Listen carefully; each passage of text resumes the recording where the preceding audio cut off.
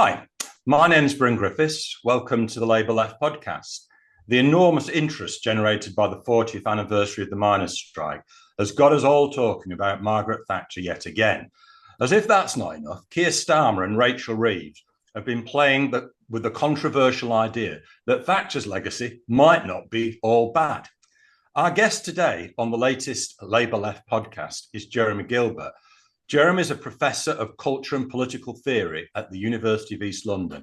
He's also a prolific podcaster, puts me to shame, currently hosting Culture, Power and Politics, which makes him a really good guest on the 45th anniversary of that dreadful day when Margaret Thatcher was elected.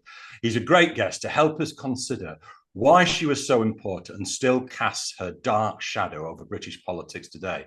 How are you doing, Jeremy? I'm fine. How are you? Well, I mean, apart from the general political situation being bleak and disastrous. That seems to be the standard intro for left-wing podcasts these days. People sometimes chuck in that they're feeling very angry, but you're looking pretty chilled today. We don't have room for anger. At the risk of triggering our older watchers, I thought it would be useful to remind ourselves of what Thatcher, the milk snatcher, said on BBC News as she entered 10 Downing Street on the day she was elected 40 years ago. And I would just like to remember some words of St. Frances of Assisi, which I think are really just particularly apt at the moment. Where there is discord, may we bring harmony. Where there is error, may we bring truth. Where there is doubt, may we bring faith, and where there is despair, may we bring hope. Fantastic on that clip. It's before she got the voice coaching, and she has that accent that no longer exists, that incredibly posh mid-20th century English accent. That's right, isn't it? Because she went deeper, didn't she, after a bit into her reign, as it were. I remember that. I heard that clip of her on the steps of Downing Street. I love all the booing and jeering in the background. that sort of eases us into what we would got to get used to under Thatcherism. But why is it that 45 years later we're still talking about Thatcher and possibly talking about her more than certainly any British Prime Minister in my lifetime? Well, because the 79 election is one of those elections that seems to mark a clear inflection point in British history. It's the point at which we can now look back and say the post-war settlement, the broad social democratic consensus was not only broken, it was reversed to some extent. It was, the terms of a completely new social settlement started to be drawn up. I think one can always exaggerate the importance of elections. I always point out to my students that really the neoliberal turn in Britain really begins in 1975, not really 79, but nonetheless, it does mark a fairly obvious inflection point, and it was the beginning of 18 years of unbroken Tory rule, which is the longest any one party has been in power since the onset of universal suffrage. So the sense that she shaped the political context in the way that the Attlee government shaped political context for the 30 years after their election is very palpable and is still with us, I think. And I think that's the basic answer to the question. It still feels like we are in the world. We are in the phase of history in some ways that began in 1979. I'm old enough that I clearly remember 79 and that happening. It was the first election that I'd ever had any involvement in. I'd been to see Jim Callaghan in a rally in Huddersfield, and I'd gone leafleting with my parents. So, but what was it that happened at the end of the 70s? You've described what Thatcher represented, but what was it that happened that triggered this aggressive assault on the post-war consensus? Like, I grew up in a period until I was just about to go to university where there was a consensus of full employment, a mixed economy, including a role for nationalisation, the creation of the National Health Service, universal welfare provision, and the education reform that actually allowed me to go to university. So what happened? Why does it happen in 79? There's a number of things that happen. I mean, firstly, the broad macroeconomic context clearly changes in a number of ways really it's changing from the early 60s onwards, but it really starts to be felt by the early 70s. In global terms, the recovery of the Japanese and West German manufacturing economies starts to really put pressure on manufacturers in America, Britain, France, Italy, the real sort of winners of the immediate post-war global manufacturing boom. That puts significant pressure on profits. There's a technological revolution underway. I mean, maybe there's always a technological revolution underway since the 17th century, but it's easy to forget these days that automation isn't a new issue. It's not even a new issue in my lifetime. The automation of manufacturing jobs, which was really picking up pace over the course of the 70s, was putting a lot of people out of work, was really changing the shape of the labour market, as was the beginning of globalization, the shift of manufacturing entirely geographically away from places like Britain to other parts of the world where labour was cheaper and where there were possibly less restrictions on automation as well. So all that was having a really significant effect in that it was basically shifting the balance of forces which had underpinned the post-war settlement away from labour, the working class, as it were, and its organisational representatives, and back towards capital, in particular speculative and finance capital, which had really been sort of kept on the leash since the war, basically, by a set of international agreements, which started to be unravelled under Nixon, actually, at the end of the 60s.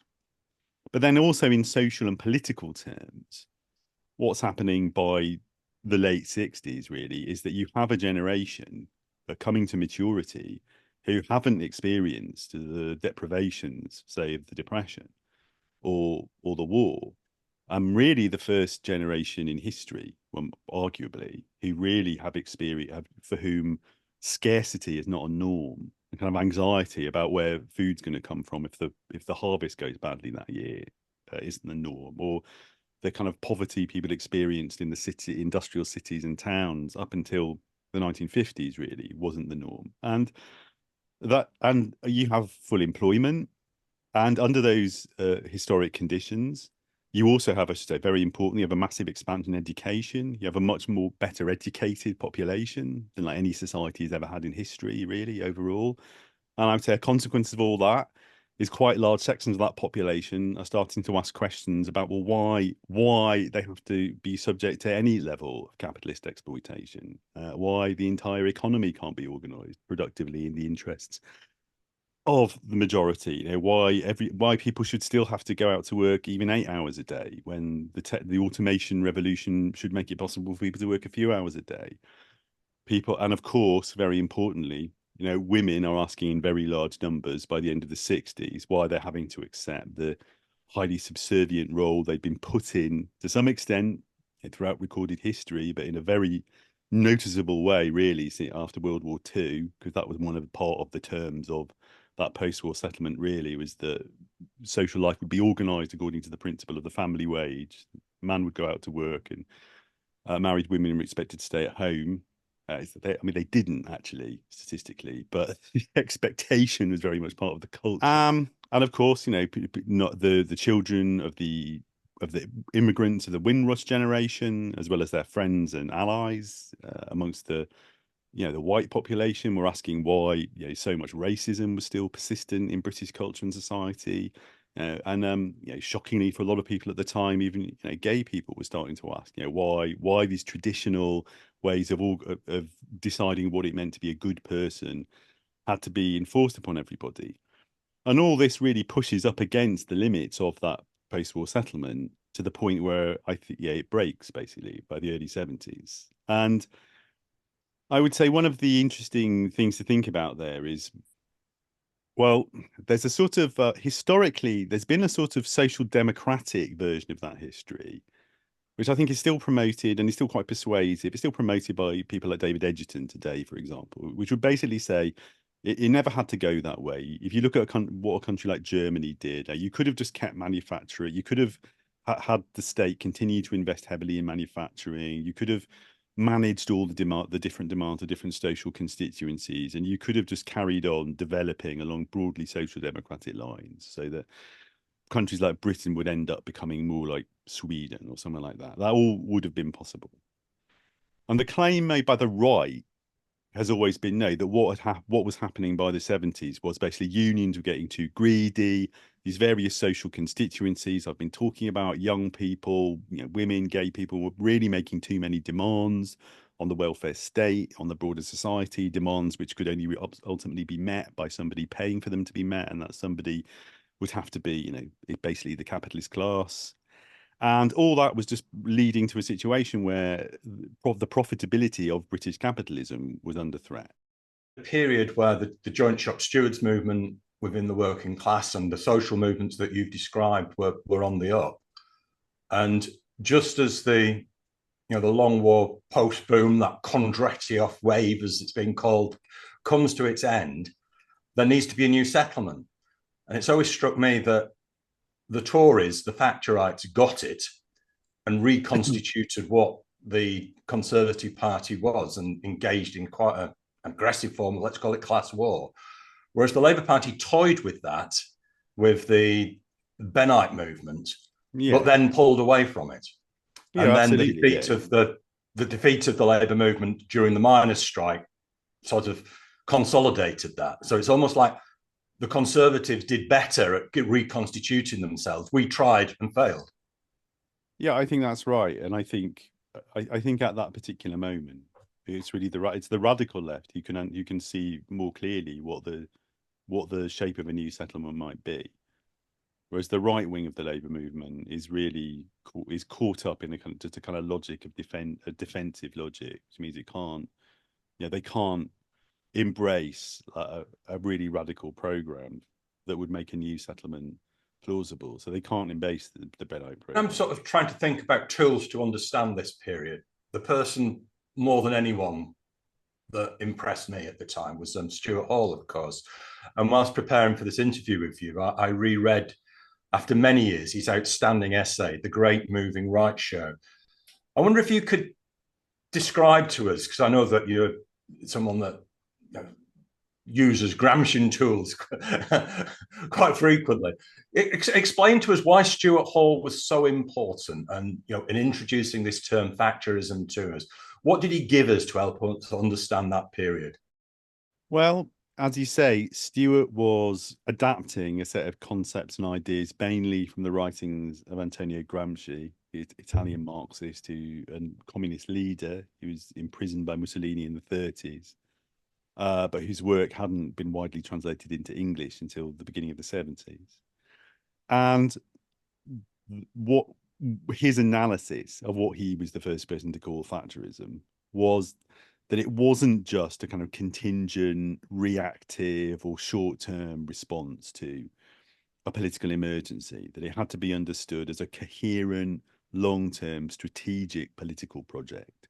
And it was a political project to put together, if you like, a new social coalition, which could really define the terms of British politics. So essentially what Thatcherism was doing, as Stuart understood it, was to appeal to, in particular, a particular layer of what still are sometimes referred to as the skilled working class, the particular layer of the working class who had been not just loyal to Labour, actually, but had been kind of crucial to the Labour movement for a century, to appeal to them and offer them something which at that moment Thatcherism was able to persuade people the Labour Party and the Labour movement couldn't offer them, which was partly just an end to the perceived social chaos which had been going on really since '68.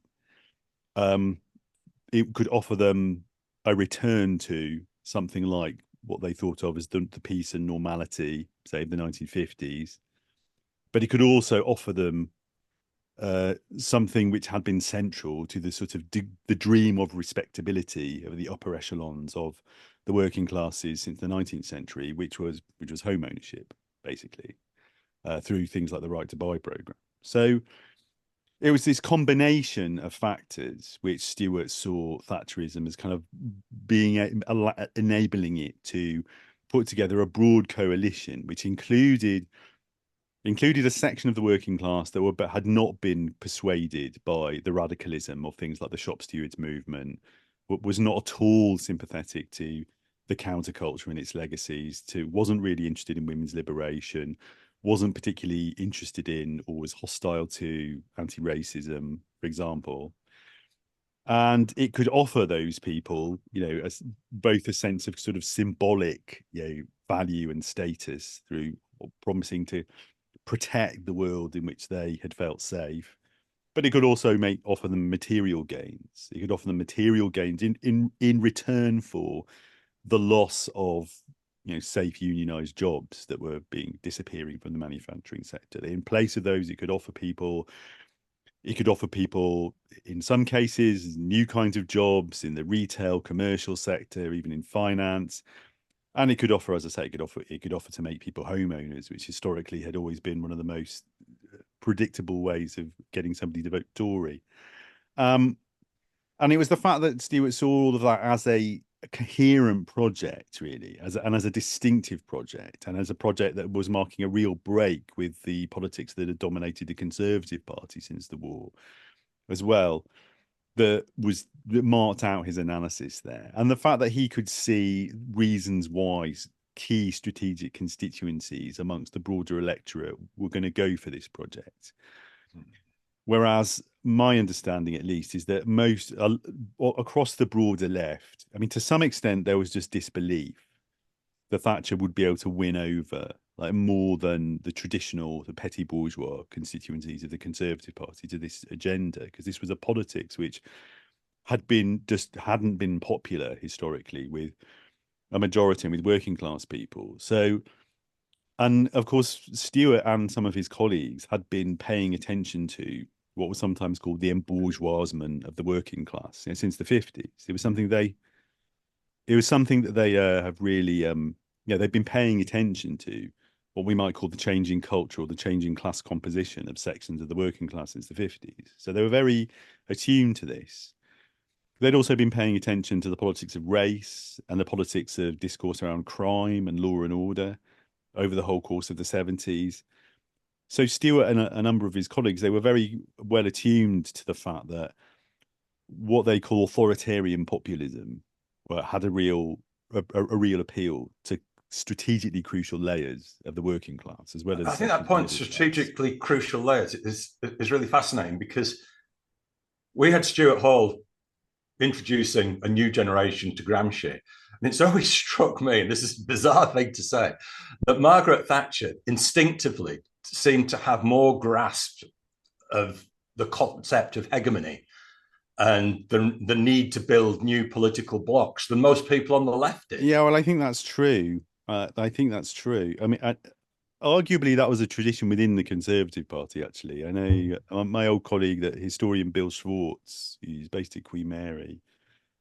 He wrote an article years ago now about some Tory politician in the 30s, whose name I can't remember, who Bill sort of showed was essentially making identical claims to Gramsci in terms of his understanding of what mass politics was going to mean for Conservatives in the Conservative Party. So I think that's true. There's lots of possible explanations for why, but the simplest explanation is that, well, both on the sort of right of the Labour Party and actually on the left, in different ways, certain kinds of economism really tended to dominate the way people thought about politics. In other words, people thought that people would vote in line with their own economic interest, and they would recognise that as workers, their economic interests lay with rising wages and the political success of the labour movement and the expansion of the public sector and the welfare state. And so for that reason, because that had been such a habitual way of thinking about what motivated people politically, people had somewhat lost track of the ways in which, as Stuart really was at pains to say in several of those essays collected in his book, The Hard Road to Renewal, for example, that, well, actually the people's interests had become very complicated, like in a complicated society in which people are not just workers, they're also taxpayers, they're also consumers, they're also homeowners. Then even just in straight Marxist terms, actually, their material interests are quite complicated. Like, they might not be thinking about themselves primarily as workers at a given time. They might be worrying more about interest rates on their mortgage. They might be worrying more about inflation. They might be worrying more about taxation levels, especially if they see themselves as somebody who might at some point in their life enter a higher tax bracket. So for all those and I think it was the fact that the Tories, because the Tories actually had never, the Tories had always understood that to the extent that people thought of themselves primarily as workers, they were lost to the Tories, like most of them. They were never going to vote for them. The Tories had always had to think about the other ways in which you could appeal to people's sense of, what their material interests were. And I think that's the reason, actually. That's the reason why, sort of spontaneously, to some extent, Tories like Thatcher were better able to get to grips with the complexity of the way in which people was coming to experience their material interest and think about them, because the Labour movement was used to only thinking about people as workers, as wage earners, and the Tories had always had to think about people in different terms. And you're at a moment, part of that historical inflection point is partly because of increases in home ownership, partly just because of the expansion of the consumer economy. Increasingly, people are thinking of themselves not primarily as wage earners, but also as people spending money in shops, people paying taxes, people paying mortgages. And if you just think about it in those terms, even if we forget about the issues around imperial ideology and racism, which are all part of the Thatcherite package, if we just think about it in those material terms, if you're thinking about yourself as a worker and as a mortgage payer and as a consumer and as a taxpayer, then the Tories are talking to you along three of those axes, and Labour's only talking to you along one. Then the Tories seem to be more relevant to you to some extent. But for me, when I was reading Stuart Hall, thinking, well, how do we apply this? What was happening for me was we had a Ben for Deputy campaign that was underpinned with the theme of democracy and the left's alternative economic strategy as an alternative to neoliberalism. We had the miners' strike, which was the biggest explosion of new forms of community resistance and the greatest working class women's movement the country's ever seen.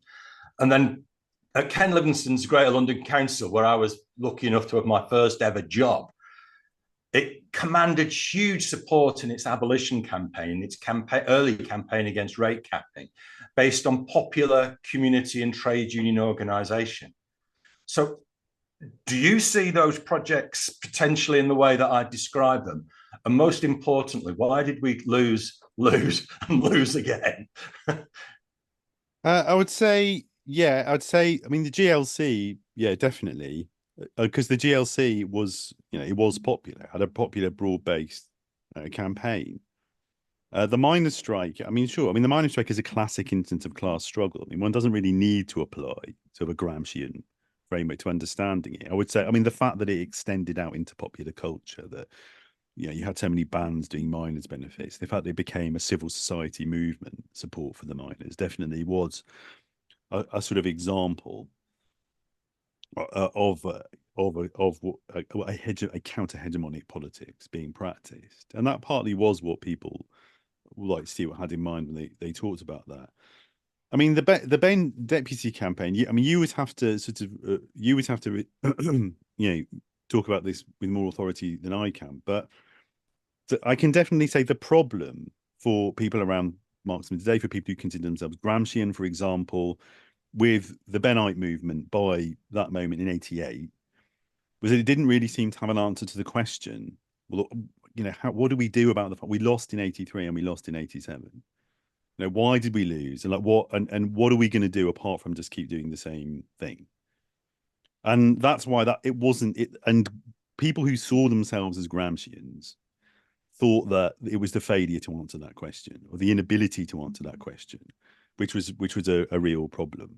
And I know for myself as a teenager, it just seemed like, well, of course we would like to have a democratic socialist program, but we've given people two chances to vote for one and they haven't. And it seemed that there was an increasing sense of urgency around the need to defend the NHS, for example, by whatever means necessary, which was why the Kinnock project seemed to be plausible. There was always a critique to be made of that. I think in the long term now we can look back and say, well, it didn't. Like the shift to the right in '87, '92 didn't save the NHS, and in the long term, even the New Labour landslide didn't save the NHS, really. So And there's a critique to be made in retrospect, which is, well, actually, the truly historical materialist and Gramscian approach in 1986 should have been to say, look, the implications of the Stuart's own analysis of the hegemony of Thatcherism and the analysis made by people like Hobsbawm, the global historic defeat of the Labour movement over the 70s and 80s, the logical conclusion of that should have been to just say, look, you're not getting a Labour government for another 10 years. It's just not happening. We're not getting one. And what we've got to do is build a mass movement, which over not 4 to 5 years of an electoral cycle, but 10 to 15 years is going to eventually build up a social coalition which is capable of implementing a real alternative. Now, if that had been what Ben had been saying, then that would have been an authentically Gramscian perspective. But Ben wasn't saying that, as far as I know. Ben wasn't ever saying, all right, I accept if we do things my way, we'll lose the next 2 elections, but it'll be worth it to create socialism in the future. He just wasn't really answering the question when people said, well, look, we lost in 83, we lost in 87. What makes you think why on earth would we win with you as leader? And it was the failure to answer that question, which was the very non-Gramscian problem. And I sort of think so. That is how I see it, really. I don't know. I'd be interested to know what you think in response to that. Well, my defense of Benism would be that it represented a clear break with the Labourist tradition because it put democracy at the heart of its programme. You saw Ben through his experience of dealing with the civil service, abandoning the idea that a Labour government could simply steer the state as it took over the steering wheel from the other party. So he talked about the House of Lords. He talked the failure of the completion of the English Revolution. He talks about the Lords. He talks about the royal family. He talks about democratizing the civil service, the lack of neutrality in the House of Lords. Big theme is democracy. The other big theme that I'm not saying that Ben himself was necessarily a Gramscian, but I was saying that those people that were trying to operate those ideas most certainly should have made themselves part of it.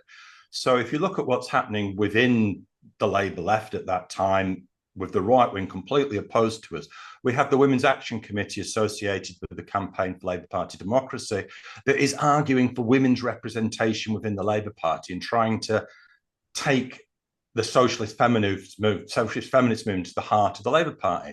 You get the creation of black sections and that absolute fistfight, metaphorically speaking, of whether black people should have autonomous representation within the Labour Party, which the likes of Kinnock were totally opposed to. And then we also had creative ideas about what does that mean in the workplace, the organised labour, with the kind of issues that Hilary Wainwright was involved in with the Lucas Aerospace project. And of course, we have the attempt to take local government into civil society to democratise the local state that occurs under Ken Livingstone. And I think it's almost laughable for the Labour right to claim that, because it only happened because of an organised left putsch that puts Ken Livingstone into control of the GLC that allows that popular initiative. So I think there's a lot of components there which I can put forward and defend as addressing the big question you're posing.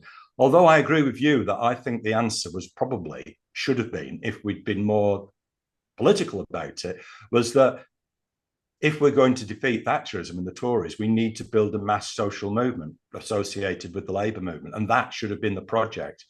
And it might have taken more than one general election, but the creation of that movement in our society would have been a fantastic asset. So that's where I come from.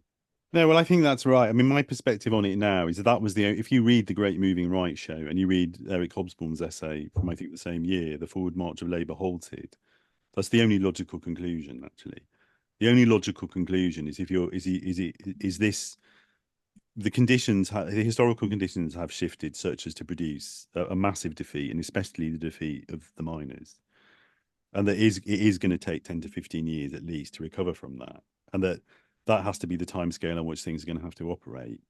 But of course, no one at the time was willing to accept that we could possibly, I mean, and people were desperate, as you know, you'll remember it as well as I do, people were absolutely desperate to get rid of the Thatcher government. And Yeah. you know, my own perspective on things as a teenager was, well, it seemed like as Labour moved to the right, they seemed to go up in the polls, and I regarded myself as, in theory, an anarcho-syndicalist, but my position was, at the level of electoral politics, well, look, you know, there are people, there are desperate single mums on child benefit who it's going to make all the difference in the world if Kinnock gets in or Thatcher gets in, and that's all that matters. And I think it is that I think that sense of desperation was a really important part of the context, which I think it's important to understand. There was a lot of people who, I think, you know, they're in their hearts, or even actually not even in their heads, would probably have been could have believed that some kind of long-term socialist struggle was the only meaningful response, but they couldn't let go of the hope that,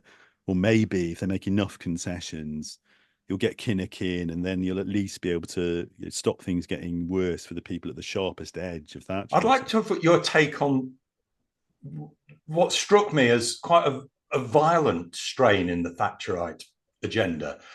It's not much talked about, but we can look at the policing of the inner city uprisings. We can look at the police assaults on pickets during the Stockport messenger dispute, the police riot at Orgreave, the increased use of shoot to kill and state-sanctioned assassinations in the north of Ireland, and Thatcher's ruthlessness in the Falklands War that we've just been speaking about.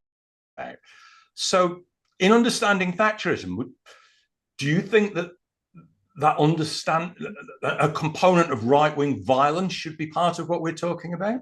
Yeah, absolutely. I mean, one of my reasons for believing in, and this goes back to the start of the discussion, one of my reasons for endorsing an analysis of what's happening in the 70s and early 80s, according to which there is a real material chance of Britain starting to transition towards some sort of post-capitalist future in the late 70s, is that the right clearly believe that to be the case. The right are absolutely terrified. They get terrified by things like Grunwick. They're terrified by, you know, things like Lucas, to be honest. They're terrified of all that.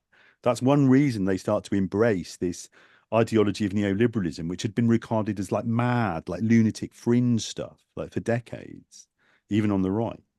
And another part of my evidence for that is they clearly do see the need for violent repression of all of the key social constituencies that I talked about as being the people who are pushing for something that goes beyond the limits of the post-war settlement. They have to violently suppress, firstly, the urban black population at the time when, in our history, it's at the height of its political organization, mass consciousness, and political sort of sophistication. This is the time when Black Power, Rastafari, left politics have all converged, to really radicalize Black youth, in particular in the cities. They have, and they also have a kind of, cultural status because of the place of things like reggae and popular culture, and they have to be crushed. They have to. You're not going to be able to do the Thatcherite program without crushing them. Next, of course, the big enemy, the great enemy, the trade union. Not just the miners, but the public sector unions, the print workers, all of that. Everybody, unions have to be absolutely crushed with a degree of extended and intensive, ineffective military force, which really puts in the shade what happened even in 1926. Thatcher's part of the early Thatcherite settlement is a militarization of the police, in a way which had no real historic precedent in this country. And then finally, you even have to do it to the hippies. You have to do it to the hippies and punks the hippies and punks on the peace convoy. In 1985, you've got to smash up their vans and shut down the free festivals and send the cops in. Tell them you've got to deal with all of those constituencies. The way I always explain this to students and whoever's listening is, one thing that's interesting is that if you look a lot of how people are responding in the early 80s, it looks like what's coming down the track is some new sort of fascism. This is the example I always point to is Alan Moore's V for Vendetta comics, which then got made into a movie years later, which imagine that all this is leading to some kind of new authoritarian nationalist state. And one thing that's really taking everyone by surprise, I think, including people on the left, including Marxist Today people, in the second half of the 80s, one thing that's really is causing a lot of confusion is that isn't where it was going. Once they had dealt with all of the constituencies who might have opposed the Thatcherite project, that's when you find out what it's really all been about. What it's all really been about hasn't been the imposition of a new imperial nationalist regime. What it's been about is the deregulation of financial markets, the scrapping of housing protections for tenants. That's what it's really all been leading up to. And that's what starts to really happen in 1988 with the Big Bang in the city, with the scrapping of all protections for renters in the housing sector. All that is what starts to happen. Of course, that does really throw people, actually. I think it does really throw people because people think what they're up against is an authoritarian state. Because Thatcher has this socially conservative dimension up to that point. It's partly in the Falklands, it's partly in its coded racism, it's also in its homophobia, which leads up to and includes the Section 28. But what really I think what really does start to confuse people is that for the most part, you see from about 88, 89 onwards, even within the Conservative Party, like no one really believes in that socially conservative authoritarian aspect to the project anymore, because they can all see that was never really what it was all about. What it was really all about was persuading people to vote for and breaking all opposition to this massive program of privatization and deregulation. Which, of course, if you'd said to people in 1979, even most people who voted Tory, how do you feel about privatizing all the public utilities, removing all protection for tenants, removing all protections for workers? Would that be a good idea? Like, no one would have voted for it. There wasn't a constituency for that. So if what it was all about was Thatcher had been influenced by Sir Keir Joseph, the mad monk, as he was called, who was a disciple of the likes of Hayek and Friedman, if what it was at core was a neoliberal agenda, what's your scorecard? How did they do? Did they win? They won to the extent that even neoliberalism was only really of interest to them, to the extent that it was useful to pursuing the interests of their core social constituency, which is basically finance capital. I think my analysis of neoliberalism and its history is more influenced by David Harvey than by the people who take a sort of history of ideas approach, which is interested in the fact that Thatcher read Hayek.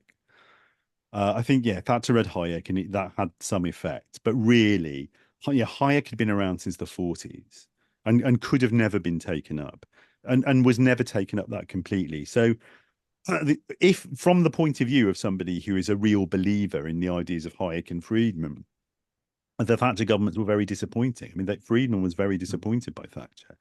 He thought she didn't go nearly far enough. I mean, they never did contract public spending anywhere near as much as they wanted to. Never got close to a flat tax being widely accepted. I mean, she tried it in local government with the poll tax. We saw what happened there. So from that point of view, from the point of view of an ideological follower of Hayek and Friedman, it was very, very disappointing. Also, those guys were sort of socially conservative, and the fact that the Thatcherites were not able to hold back the tide of social liberalisation was very disappointing to them.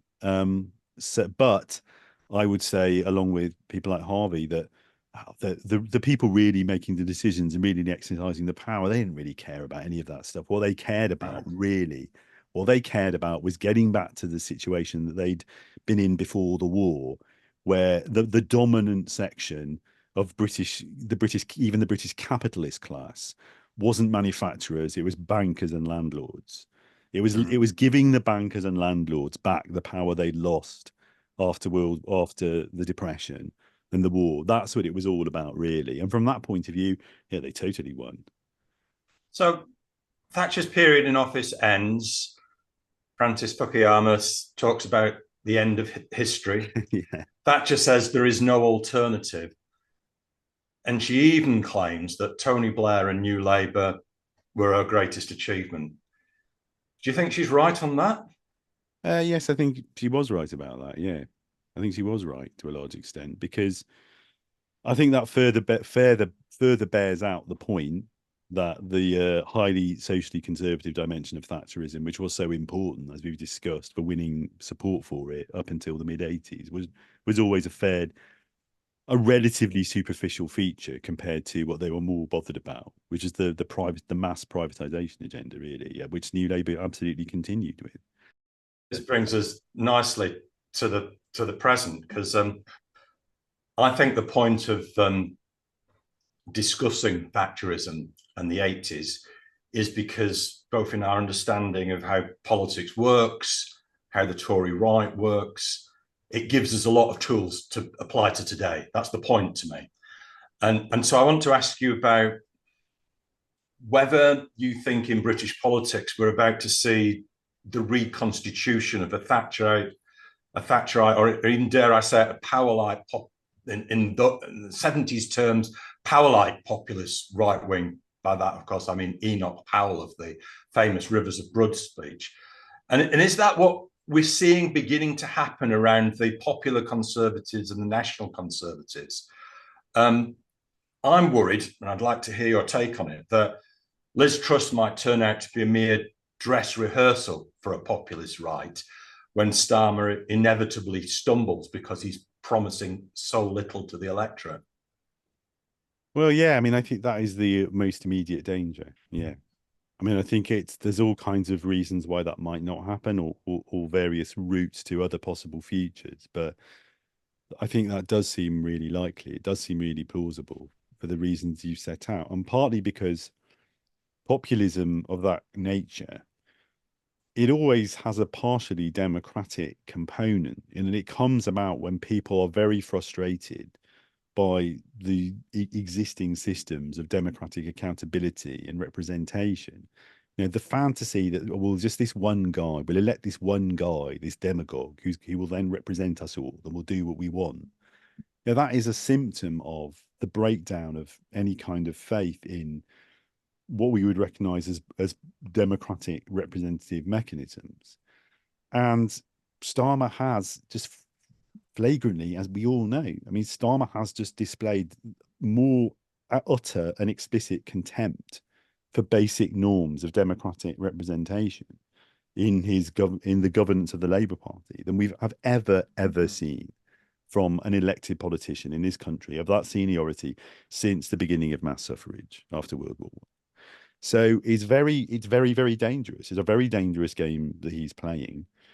And if we can't build a mass project to restore and extend democracy, then we will inevitably see a mass project, you know, informed by, you know, that very simplistic kind of democracy, which takes the form of right-wing populism, of demagogic populism. So I think, yeah, there's every reason to be worried about it.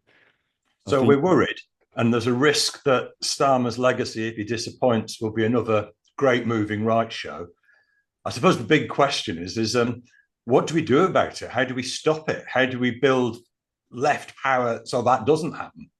Well, the first thing to say, like, we've been talking about the 80s, especially the early 80s. It's really important for people to remember this. Look, Thatcher had a majority support amongst the under 30s in the 79 and 83 elections. Okay, Thatcher she was more popular with young people than with really old working class people who could remember the Depression and the struggles of the war. You know, it's not like a given of history that young people all vote for the left. I mean, that's not what's happening in France and places like that, sadly. It's not a given. In this country, look at the polls. Like, for people under 30, you're looking at Tory support in single figures. Like, in some polls, it's going below 5%. So the extent to which, especially amongst younger people, there's a massive desire for something different, for a politics which doesn't condone, you know, hideous war crimes in the Middle East, you know, which doesn't tell young people that they must accept forever a social settlement in which the only people who benefit from the distributions of power and opportunity in the housing market are landlords and people over 70. You know, that has told them that the only function of education is to make them fit for the labour market when there aren't even jobs in the labour market. They're going to pay them enough to pay the rent with. You know, there's no there's a massive pool of discontent, and it is, as we know, it can only manifest itself as a set of demands which the right really have no way of meeting. And also, I think it is worth looking at the fact that, again, this is quite different from the situation in the 70s and 80s, that the appeal of reactionary positions on the right is only that only works with a very small and shrinking constituency in every part of the country, and an aging constituency. That it really the cultural conservatism, the anti-woke discourse of the right is massively alienating to young people, and it's alienating and by young people, you can say anybody under 50 like these days on those terms, and to people in many more and more parts of the country. So the historic opportunity for the left, I think, is absolutely there. I think the thing we have to work out, and the thing we need to really is what we do about this basic problem, which I referred to before, which manifested itself in the early 80s with the SDP split. The Social Democratic Party, of course, was the Labour right-wing split from the party in the 1980s. It was led by key Labour figures such as David Owen, Shirley Williams, William Rogers and Roy Jenkins. It was relatively unsuccessful electorally in its own right, but did enough to split the Labour vote and to enable Thatcher's electoral victories. And which manifested itself with the reaction against Corbynism on the part of the professional managerial class in Britain over the past few years. So what do we do about the fact that we seem to be in this historic situation? And 83 was hardly the first time this had happened. You can see this happening in various countries around the world since the late 19th century. You got this very familiar situation where basically you've got this professional sort of technocratic class who are quite small, but they occupy very significant positions of influence in institutions, and they are electorally significant enough to make a big difference to things. And their position is basically they're not gonna allow any kind of reform program to go ahead unless they're the ones who get to run it and get to be the main immediate beneficiaries of it. And they're going to wreck any project for reform which threatens to displace them from what they see as their natural position as the managers of our parties and our local authorities and our companies and our universities. And what we do about that, I'm not going to claim to have like an immediate answer in terms of what to do about that. I think there are various things you can do. You can direct more propaganda at the people on whose support and consent they most immediately depend.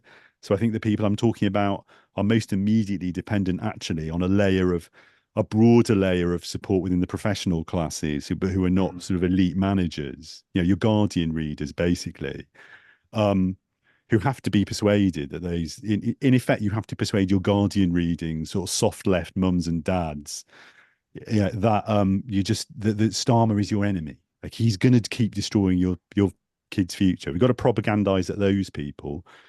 We might have to figure out what we offer them. What's the deal? What do we offer? What do we offer to if it is the case that from David Owen to Rachel Reeves, those people are in a position strategically to keep wrecking our project every time we get one going? Well, do we have to offer them something? Do we have to let them run it? Do we have to work out terms with them?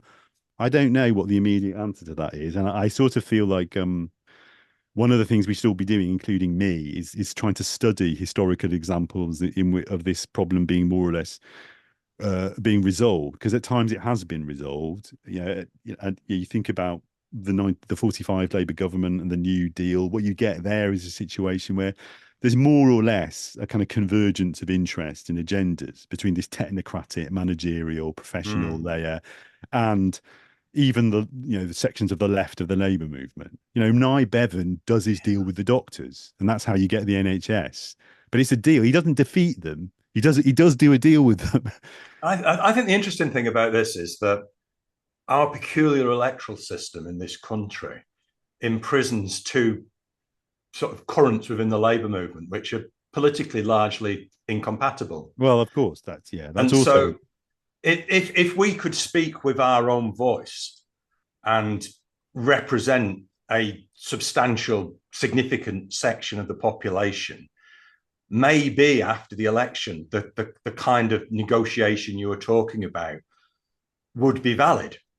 Can we? Yeah. Could we forge a common programme? The trouble is that the coalition gets forged before the election, and the dominant current within the Labour movement thinks the precondition for winning is to destroy us lot. Well, they might think that. They claim to think that. I think really what they know is the condition for them all keeping their jobs is to destroy us lot, which they're not wrong about. That's one of the things to keep in mind. They're not wrong. They're not wrong that if they hadn't stopped us, there's a lot of local councillors who would have been replaced with Corbynites, and they're not wrong about. They're not wrong about that, and that's the thing that really enraged them. Is what I'm always saying to people. The thing that absolutely enraged a lot of people on the right. It wasn't Corbynism. It was momentum. It was the fact that momentum became as big as it did as quickly as it did. Like before momentum got going, people. I'm sure that it's all been deleted now. People like Luke Akehurst were writing blogs saying actually it will be quite easy to make our peace with Corbyn as long as he doesn't try to scrap Trident, because we all know he never tried to do. So, but that was before momentum. It was the fact that we were threatening their jobs, and I think that is something we have to be sort of realistic about. That was part of the conditions. I mean, of course, I think you're right about the electoral system, and I've been, it's been a big issue for me since the time we're talking about, since I was a teenager. Arguing for proportional. I'm a late convert. Well, I mean, I think it was a terrible. Yeah, no. I mean, I've been arguing for it since the late '80s. Again, for me, that was why I ended up on the soft left rather than the Bennite left, because I couldn't support any project or leadership that wouldn't endorse PR. It's been an interesting discussion, Jeremy. We've ranged over the decades, and I think we've proved the premise that the point of studying periods like the 80s is to work out and inform ourselves of what we should do today. But before we say goodbye to each other and the listeners and watchers, it's time for you to name your class hero of the month. And so far, the bar has been set incredibly high with fantastic comrades such as Diane Abbott, Attila the stockbroker, Ken Loach, and Edward Carpenter. So, who do you want to add to the Hall of Fame, Jeremy? Okay, well, I thought about this, and because we were talking about the 80s on Thatcherism.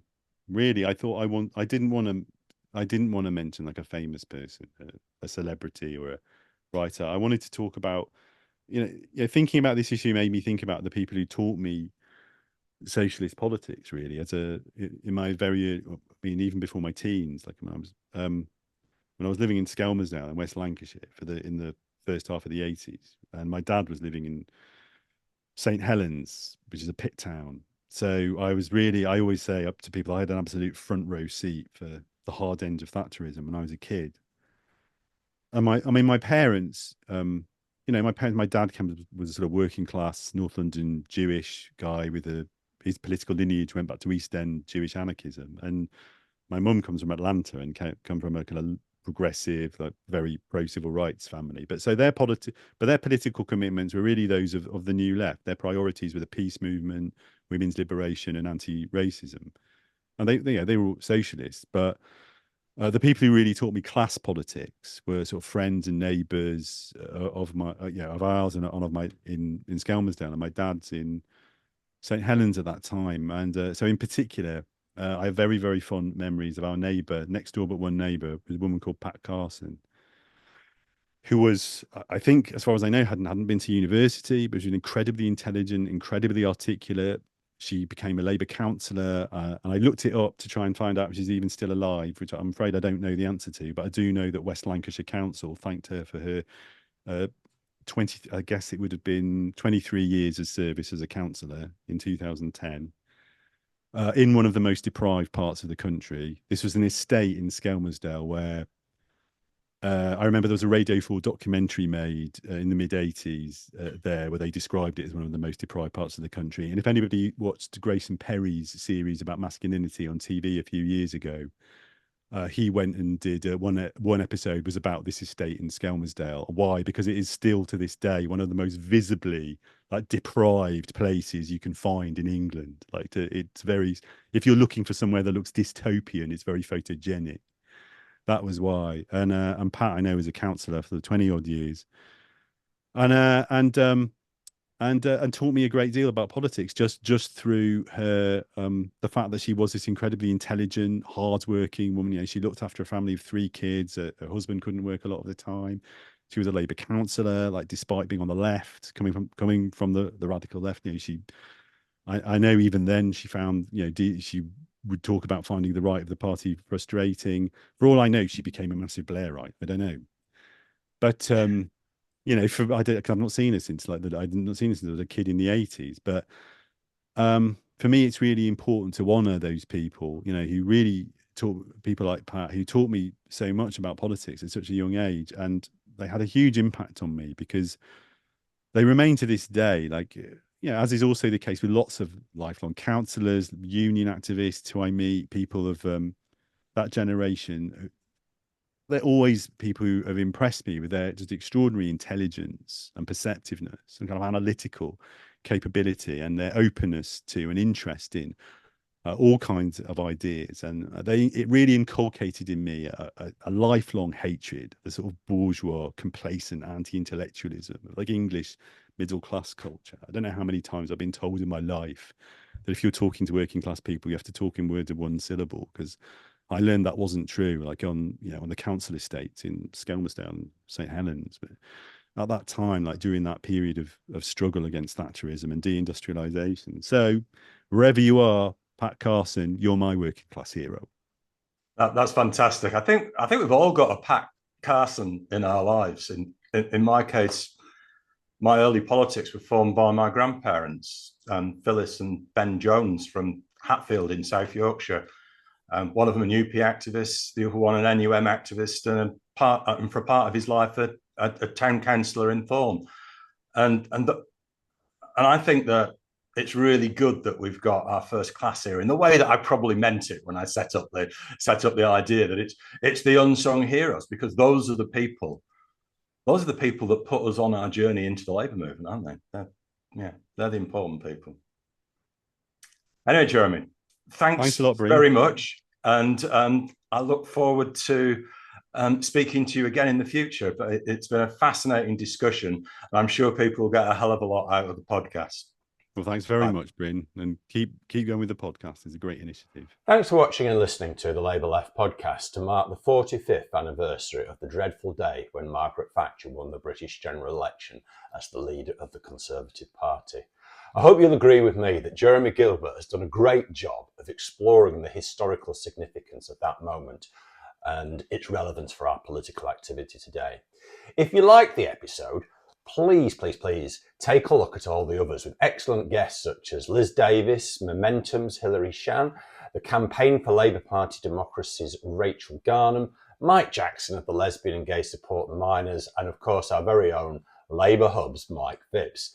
If you're enjoying the Labour Left podcast, please help us promote it. What you can do is help us by sharing, following, liking, rating and commenting on YouTube or your favourite podcast platform.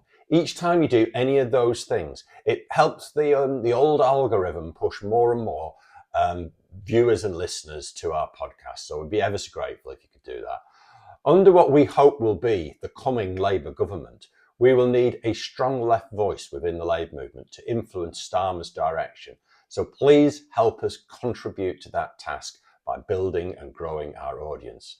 Thank you to Izzy, Mrs. Franzak, Duncan Shipley Dalton, and all the others who took the time to respond to our last episode with Labour Hub's Mike Phipps. Finally, you know what to do.